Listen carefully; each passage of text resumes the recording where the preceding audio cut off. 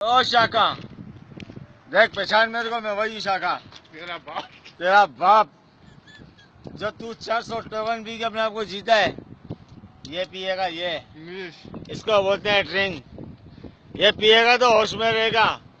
Media वाले भी तेरे करीब नहीं आएंगे, जैसे कि मैं दूर रहता हूँ शेरों की तरह। अबे तूने क्या, तेरी 7 पुश्तें नहीं पिएगी इस ड्रिंक को। आप पी, मर्दों के साथ बैठा कर या टोकन वालों के साथ बैठता तू। लंदन से मंगाइए, लंदन से मंगाइए। तेरा भाई अल्ताफ भाई उसने भेजी है, समझा।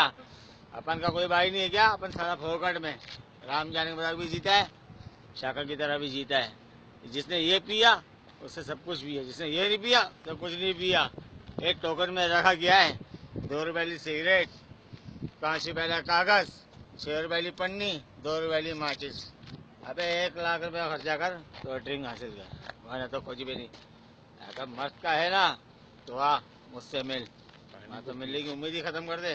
शाका तू नहीं, गया हूँ मैं। पी लसन क्या मैं पीता भी हूँ और जीता भी हूँ। मुझे इतना याद है कि तू मेरे सामने खड़ा हुआ है, मुझे देख रहा होगा। Cut cut cut cut cut.